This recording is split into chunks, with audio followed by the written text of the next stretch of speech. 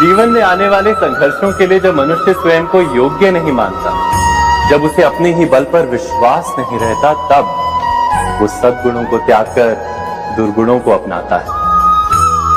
वस्तुतः मनुष्य के जीवन में दुर्जनता जन्म ही तब लेती है जब उसके अंतर में आत्मविश्वास नहीं होता। आत्मविश्वास ही अच्छाई को धारण करता है। ये आत्मविश्वास है क्या?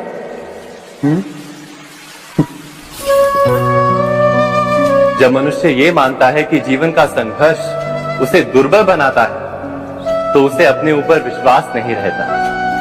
वो संघर्ष के पार जाने के बदले संघर्ष से छूटने के उपाय ढूंढने लगता है। किंतु जब वो ये समझता है कि ये संघर्ष उसे अधिक शक्तिशाली बनाते, ठीक जैसे व्यायाम करने से देह की शक्ति बढ़ती, तो प्रत्येक संघर्ष के साथ उसका उत्साह बढ़ता है। अर्थात आत्मविश्वास और कुछ भी नहीं, मन की स्थिति, जीवन को देखने का दृष्टिकोण मात्र है। और जीवन का दृष्टिकोण तो मनुष्य के अपने वश में होता है। स्वयं विचार कीजिए।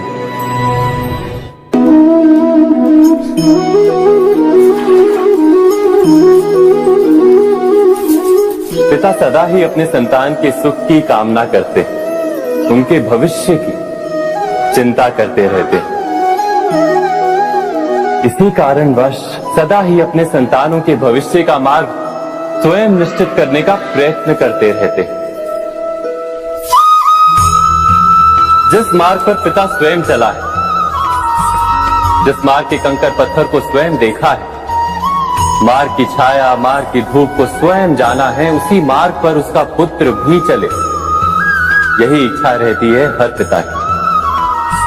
निसंदेह उत्तम भावना है ये। किंतु 3 प्रश्नों के ऊपर विचार करना हम भूल ही जाते। कौन से प्रश्न? प्रथम प्रश्न, क्या समय के साथ प्रत्येक मार्ग बदल नहीं जाते? क्या समय सदा ही नई चुनौतियों को लेकर नहीं आता? तो फिर बीते हुए समय के अनुभव नई पीढ़ी को किस प्रकार लाभ दे सकते हैं? दूसरा प्रश्न, क्या प्रत्येक संतान अपने माता पिता की छवि होता है? हाँ, संतानों को संस्कार तो अवश्य माता पिता देते हैं, किंतु भीतर की क्षमता तो ईश्वर देते हैं। तो जिस मार्ग पर पिता को सफलता मिली है, विश्वास है कि उसी मार्ग पर उसकी संतानों को भी सफलता और सुख प्राप्त होगा। तीसरा प्रश्न, क्या जीवन के संघर्ष और चुनौतियां लाभकारी नहीं होती? क्या प्रत्येक नया प्रश्न एक नए उत्तर का द्वार नहीं खोलता? तो फिर संतानों को नए नए प्रश्नों, संघर्षों और चुनौतियों से दूर रखना, ये उनके लिए लाभ करना कहलाएगा या हानि पहुंचाना? अर्थात जिस प्रकार संतान के भविष्य का निर्माण करने के बदले उसके चरित्र का निर्माण करना श्रेष्ठ है, वैसे संतानों के जीवन का मार्ग निश्चित करने के बदले उन्हें नए संघर्षों के साथ जूझने के लिए मनोबल व ज्ञान देना अधिक लाभदायक नहीं होगा? स्वयं विचार कीजिए। मनुष्य की सबसे बड़ी दुर्बलता क्या होती है? सोचिए। धन, प्रेम, अहंकार। मनुष्य की सबसे बड़ी दुर्बलता होती है उसके रहस्य। चाहे आप कितने भी शक्तिशाली क्यों ना हो, कितने भी प्रबल क्यों ना हो, परंतु उसके रहस्य उसके नाश की चाबी होती है। इसलिए यदि प्रबल रहना है, शक्तिशाली रहना है, समर्थ रहना है, तो अपने रहस्य को किसी को भी ना बताए, ना मित्र को और ना ही शत्रु को, क्योंकि समय पड़ने पर कब कौन शत्रु हो जाए ऐसा कहना संभव नहीं।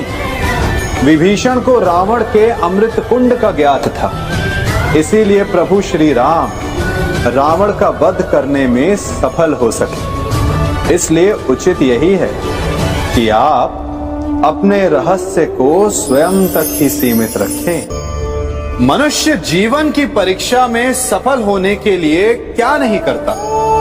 वो परिश्रम करता है, दौड़ भाग करता है, और ये सब करने के पश्चात भी जब उसका काम नहीं बनता तो वो नकल करता है ना?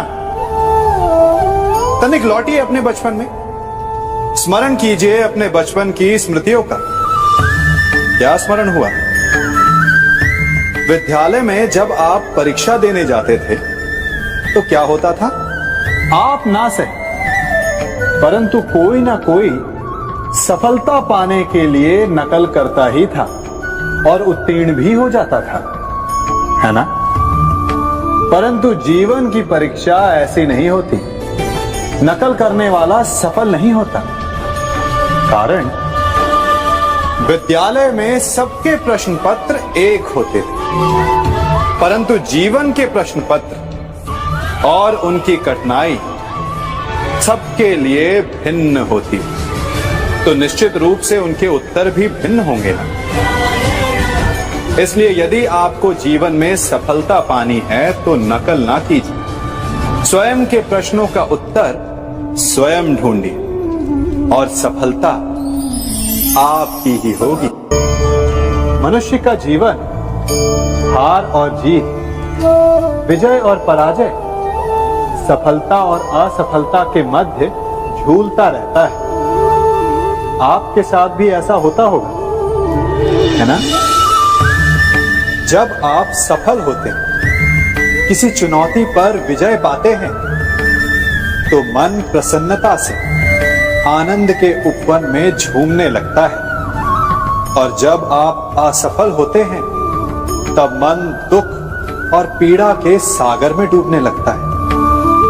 परंतु वास्तव में सफलता और असफलता है क्या? तनिक ध्यान से सोचिए। ये केवल हमारी मनोस्थिति मात्र है। हमारी पराजय तब नहीं होती जब हमारा शत्रु विजय प्राप्त कर ले।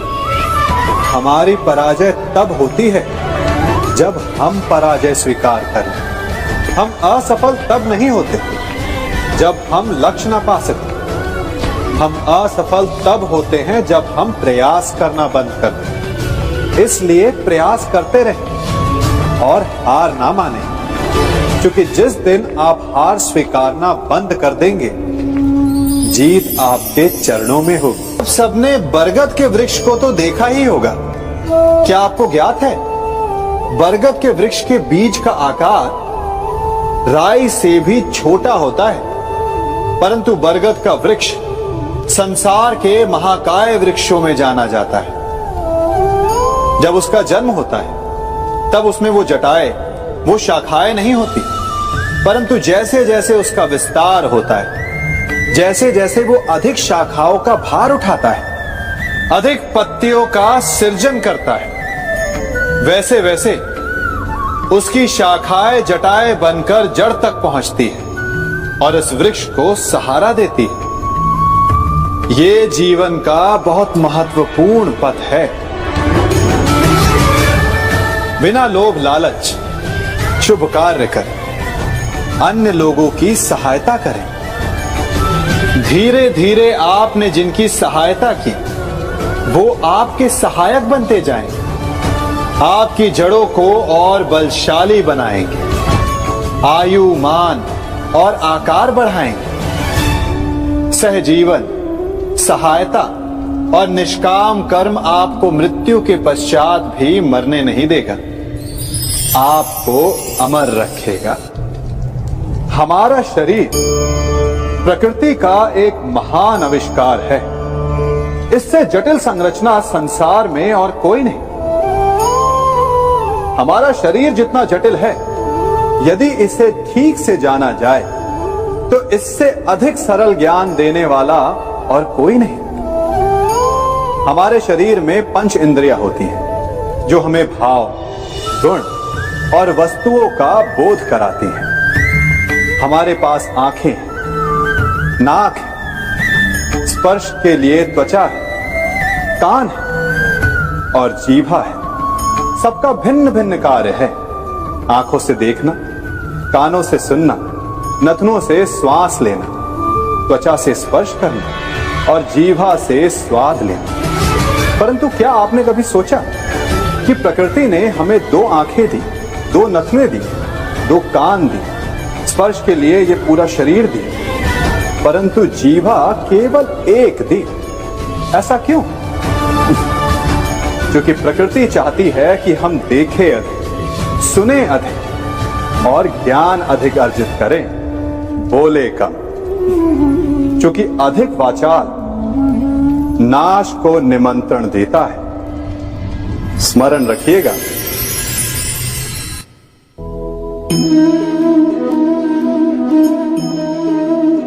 ये सदा यही कहते आए कि यदि आगे बढ़ना है तो अपनों का साथ दो।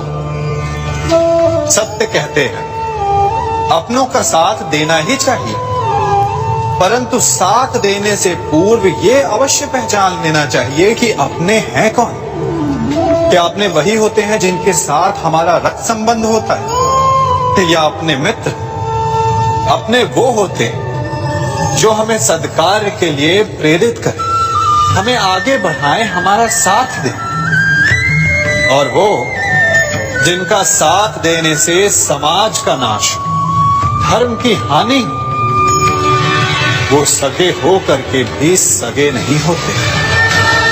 इसलिए जब अपनों की परिभाषा का चुनाव करें तो उन्हें अपना माने जो आपका साथ दे, उन्हें नहीं जो हमें अज्ञान के मार्ग पर ले जाएं।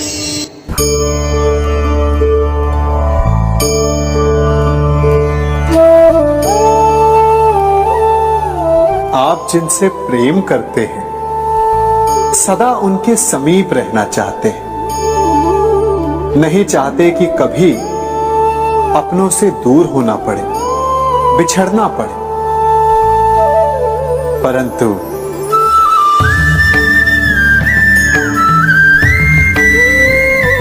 एक समय के पश्चात अपनों से दूर हो जाना उन्नति के लिए आवश्यक है। आप माता पिता हैं।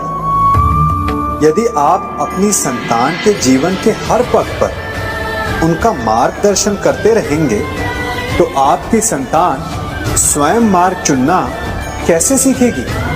मार्ग के कांटों से स्वयं को बचाना कैसे सीखेगी?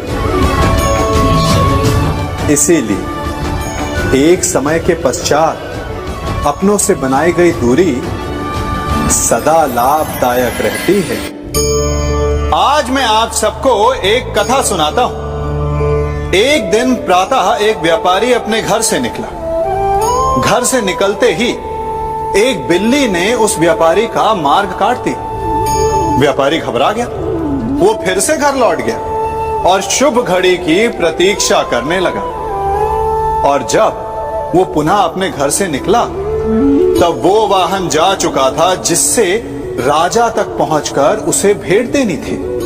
राजा को भेंट नहीं मिली। राजा क्रोधित हो गए। राजा ने उस व्यापारी का व्यापार बंद करवा दिया। इस कारण व्यापारी क्रोधित होकर घर पर अपनी पत्नी से लड़ बैठा।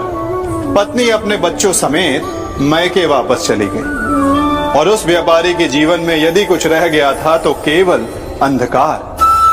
और इन सब का कारण वो उस बिल्ली को मानता रहा जिसने उसका मार्ग काटा था।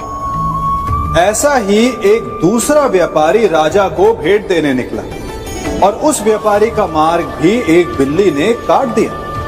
वो व्यापारी तनिक घबराया, परंतु उसने आगे बढ़ना अधिक उचित समझा। राजा तक वो समय पर पहुंचा। उसने राजा को भेंट दी। राजा प्रसन्न हुए और राजा ने व्यापारी को अपना व्यापार बढ़ाने की अनुमति दी, स्वर्ण आभूषण दी। जब व्यापारी घर पर पहुंचा तो पत्नी को आभूषण और अपने बच्चों को देने के लिए वस्त्र थे उसके पास। हर ओर प्रसन्नता थी। समझ रहे हैं ना? दोनों के साथ एक ही प्रकार की घटना हुई, परंतु दोनों की प्रतिक्रिया भिन्न थी। ऐसा ही हमारा जीवन भी है।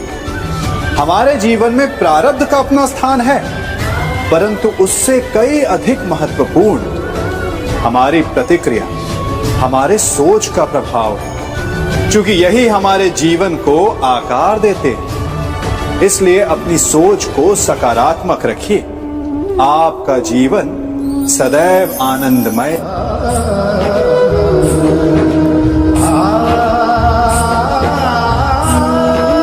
हम सभी अपने जीवन में कोई ना कोई कार्य करते हैं तो थकान की अनुभूति होती है, और यदि थकान ना उतरे तो कार्य करने का मन नहीं करता। हम आशा करते हैं कि कदाचित एक दिन में 24 के स्थान पर 26 घंटे होते तो आराम करने के लिए हमें और अधिक समय मिल जाता। हमें ऐसा अनुभव होता है कि हम बहुत अधिक कार्य कर रहे हैं, है ना? परंतु क्या आपने कभी सोचा है कि जो लोग संसार में सफल हैं, उनके पास भी सफल होने के लिए दिन में केवल 24 घंटे थे, तो फिर वो सफल क्यों है? इसका एक छोटा सा रहस्य है। वो कार्य चुनते हैं जो उन्हें प्रिय है, जिसे करने में उन्हें आनंद आता है। उन्हें लगता ही नहीं कि वो कार्य कर रहे हैं, उन्हें लगता है कि वो प्रतिपल आनंद मना रहे हैं। और जब आप आनंद मनाते हैं तो थकान कैसी? इसलिए यदि आप जीवन में कोई भी कार्य करें तो वो आपके मन को भाना चाहिए, या जो कार्य आप कर रहे हैं उसे अपने मन को भा देने दो। सफलता आपको मिलेगी। कभी सोचा है हमारा जीवन भी उस रेत की घड़ी की भांति है? जो रेत नीचे गिर चुकी है वो हमारा अतीत है, जो अब भी ऊपर है वो हमारा आने वाला भविष्य है, और वर्तमान ये संकुचित स्थल है जहां से धीरे धीरे करके रेत गिर रही है। अर्थात हमारे पास जीने के लिए यही एक क्षण है।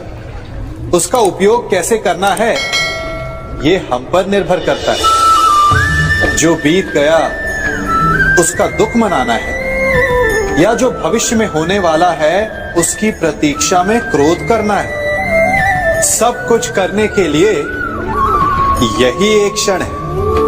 प्रसन्न रहना है तो उसके लिए भी यही एक पल है। प्रतीक्षा करते रहोगे तो ये पल भी भूतकाल में बदल जाएगा। इसलिए आनंद के लिए, परोपकार के लिए प्रतीक्षा ना कीजिए। आपके पास जो पल है उनका भरपूर सदुपयोग कीजिए, क्योंकि इस घड़ी को पलटकर आप फिर से समय अवश्य गिन सकते हैं, परंतु अपना बीता हुआ समय आप वापस नहीं लौटा पाएंगे। मनुष्य भी बड़ा विचित्र प्राणी है। अपनों से नीचे के स्तर के लोगों को वो हे दृष्टि से देखता है, उनका उपहास उड़ाता है, उनसे बार बार कहता है कि तुम्हारा कुछ नहीं हो सकता, तुम भविष्य में कुछ नहीं कर पाओगे।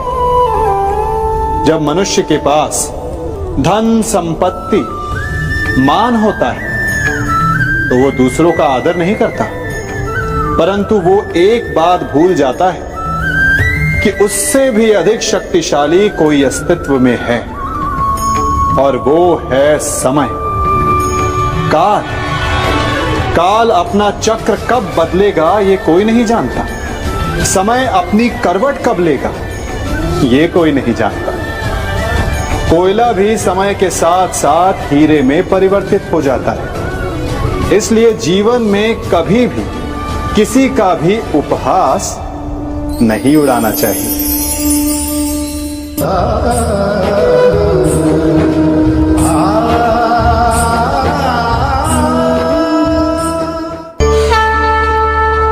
गर्व, अभिमान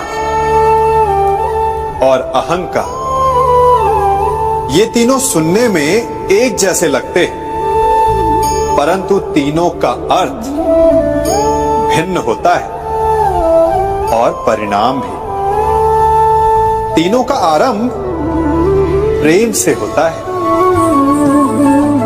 स्वयं से प्रेम, परिश्रम हमारे मन में गर्व को जन्म देता है और सफलता अभिमान जगाती है। यहां तक ठीक है, परंतु जब ये भावना अहंकार बन जाती है तब वो समस्या बन जाती है, क्योंकि सबसे बुरा अंत अहंकारी का ही होता है। परंतु मनुष्य के लिए पहेली यही है कि पहचाना कैसे जाए कि अहंकार जग गया है और उसका दमन आवश्यक है। इसका उत्तर मैं नहीं, आपका मन देगा। जब तक आप स्वयं से प्रसन्न हैं, जब तक आप सबसे ऊंचा उठने का प्रयास कर रहे हैं, तब तक ठीक है। परंतु जब आपके मन में दूसरों को नीचा समझने का भाव आ जाए तो सावधान हो जाइए, क्योंकि यही अहंकार है जो वास्तव में आपको हीन कर रहा है।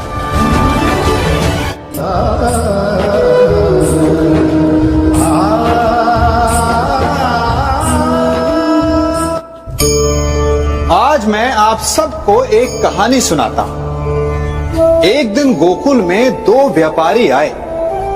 एक व्यापारी शहद का था, बड़ा मीठा शहद था उसका, परंतु वो गोकुल में टिक नहीं पाया। उसके व्यापार ने घाटा खाया और शीघ्र ही वो गोकुल छोड़कर चला गया। और दूसरा व्यापारी मिर्च का था।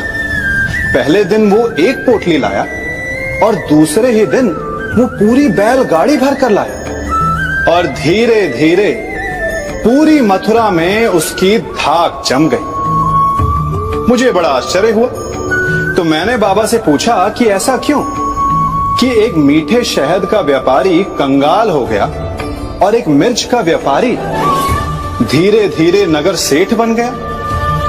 बाबा मुस्कुराए और उन्होंने कहा कि मीठी बोली बोलने वाले की तीखी मिर्च भी बिक जाती है और जो कड़वी बोली बोलता है उसका मीठा शहद भी नहीं बिकता। वाह, कितने उत्तम विचार हैं उनके, और उचित ही है। मनुष्य अपने जीवन में सदैव अपने वचनों से उठता है और अपने वचनों से ही गिरता है। इसलिए अपने जीवन में सदैव मीठी बोली बोलने का प्रयास कीजिए, आपका जीवन सरल हो जाएगा। मनुष्य की सबसे बड़ी दुर्बलता क्या होती है? सोचिए। धन, प्रेम, अहंकार। मनुष्य की सबसे बड़ी दुर्बलता होती है उसके रहस्य। चाहे आप कितने भी शक्तिशाली क्यों ना हो, कितने भी प्रबल क्यों ना हो, परंतु उसके रहस्य उसके नाश की चाबी होती है। इसलिए यदि प्रबल रहना है, शक्तिशाली रहना है, समर्थ रहना है, तो अपने रहस्य को किसी को भी ना बताएं, ना मित्र को और ना ही शत्रु को, क्योंकि समय पड़ने पर कब कौन शत्रु हो जाए ऐसा कहना संभव नहीं। विभीषण को रावण के अमृत कुंड का ज्ञात था, इसीलिए प्रभु श्री राम रावण का वध करने में सफल हो सके। इसलिए उचित यही है कि आप अपने रहस्य को स्वयं तक ही सीमित रखें।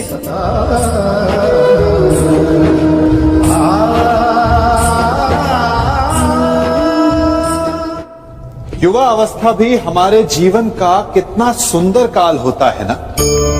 बाहु में बल, मन में कुछ बड़ा कर जाने की चाह, आंखों में भविष्य के सुंदर और कोमल सपने।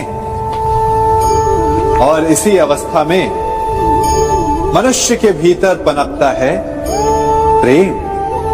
किसी को देखकर उस पर मन मोहित हो जाता है और फिर मनुष्य अपना सब कुछ उस पर न्यौछावर कर देना चाहता है। फिर प्रेम की परिणति होती है विवाह में। क्यों? सबको अपने खट्टे मीठे संस्मरण स्मरण हुआ है ना, परंतु यहीं से अधिकतर माता पिता और संतान के मध्य विचारों का विरोध प्रारंभ हो जाता है। संतान को लगता है कि उसका चुना जीवन साथी ही उसके लिए उपयुक्त है, और माता पिता को लगता है कि संतान अनजाने में भूल कर रही है। संतान का तर्क होता है कि उसे विवाह किससे करना है, ये उसका अधिकार है, और माता पिता का तर्क ये होता है कि अब भी जीवन साथी चुनने की समझ संतान में है ही नहीं। तो इस अवरोध को काटा कैसे जाए, उचित निर्णय कैसे लिया जाए?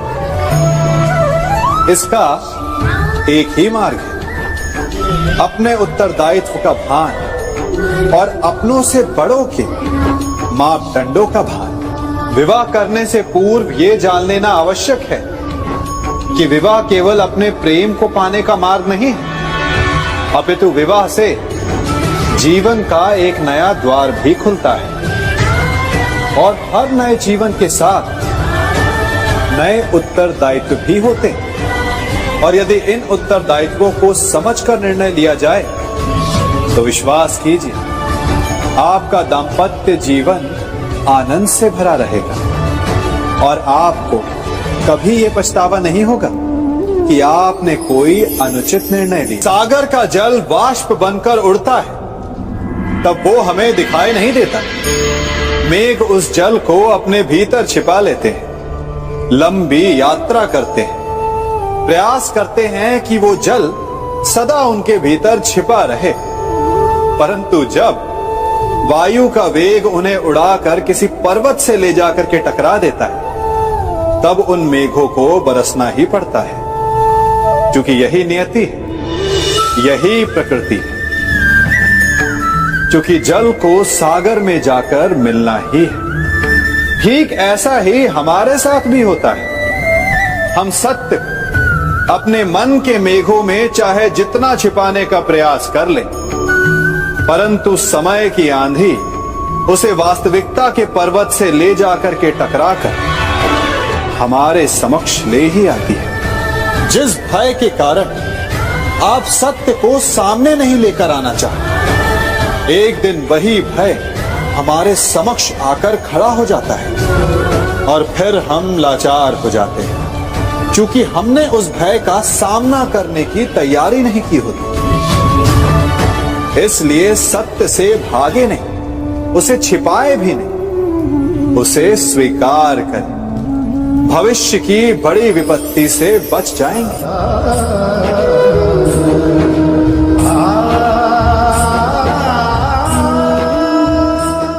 कभी कभी आप सबके जीवन में एक ऐसी विचित्र समस्या अवश्य आती है कि शक्तिशाली के समक्ष मौन हो जाओ। उस शक्तिशाली से विवाद करने से बचने के लिए आप मौन रह जाते। मानता हूं, ऐसा करने से आप एक विवाद से बच जाते, एक संघर्ष से बच जाते, परंतु ऐसा बचाव एक बड़े संघर्ष को जन्म दे देता है। कैसे?